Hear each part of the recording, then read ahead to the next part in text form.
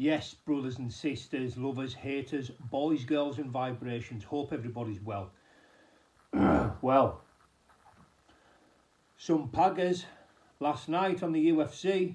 What a card, what a night of action. I'm not going to mention all the fights, just the ones that I was interested in.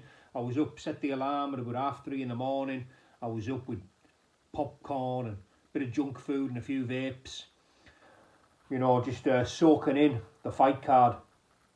What a card. Now, I was pleased Dan Hooker got the win. You know, Dan Hooker's a bit of a gatekeeper for that division, isn't he? You know, and if you want to get into the top 10, you've got to fight Dan Hooker. And I don't think that lad belonged in the same octagon as him. You know, and I was pleased Dan Hooker got the win. Big fan of Dan the Hangman Hooker. Meatball Molly. Wasn't her night, was it? Meatball Molly got dominated in that crucifix position, you know, and as much as it pains me to say, you know, I think the referee could have maybe stopped it, or at least looking like he was going to stop it, or maybe issued, you know, the old, you got to show me something type warning to Molly, because, you know, she was getting dominated, even though she wasn't taking massive punishment, you know, she wasn't in a position where she could defend herself. You know, and the referee just basically stood back and watched. You know, he should have. I was waiting for a little bit of a warning to Molly, or like I say, asking Molly to show him something, but it never came. Anyway, she got dominated and finished by a young, you know, hungry lion really, who's, you know, who's well on her way. You know, and it was a good victory for her. But you know, it was sad, you know, that Meatball, you know, that happened, because I'm a big Meatball fan. You know, but it wasn't her night and it wasn't to be. Now, Michael Chandler and Dustin Poirier, what a war. That was a wild and crazy fight. You know, I was just on the edge of my seat watching that. Chandler is a fan favourite. He comes forward swinging bombs. He's got that aggressive, in-your-face, let's do this type style. He goes nowhere. And he landed some clean bombs on Poirier in that first round. Poirier landed some nice catch and counters, but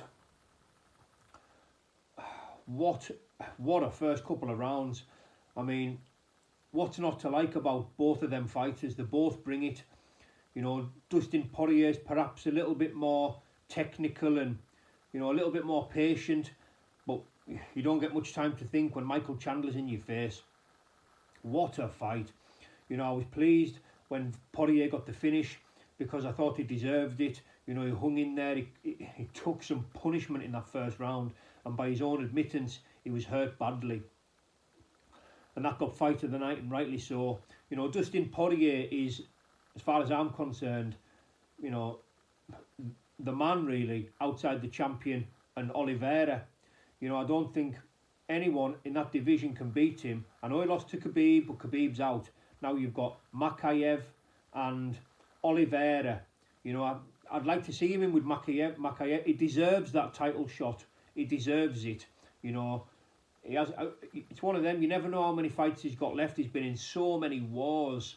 You know, big shout out Dustin Poirier, my man.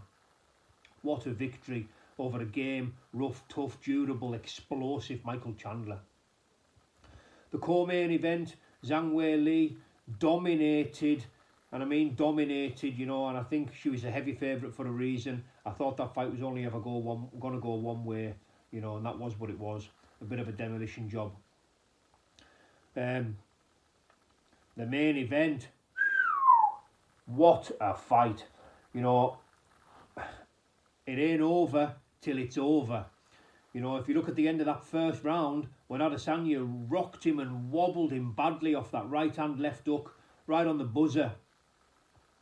You know, who knows how that fight would have went if there was another 10 seconds in that round.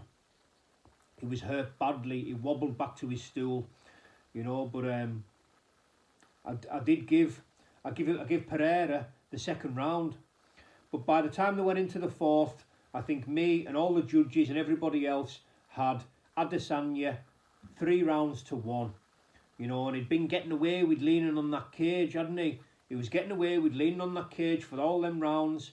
But, you know, Pereira just when he knew it was that last round, he knew it was safe to empty the tank, and he started dropping bombs. Caught him with a good right hand. It was like a screw uppercut, screwed it into the chin, and then followed up with a left hook, you know, and then he took some more serious bombs, and it was a good stoppage by the referee. It ain't over till it's over. What a night of fighting. I was absolutely on the edge of my bed, sitting right there watching it. One of the best cards I've seen in a while. Unbelievable. The UFC, they know how to put a show on, don't they? Well, that's me. Speak to you later, people. Big love. Ta-da.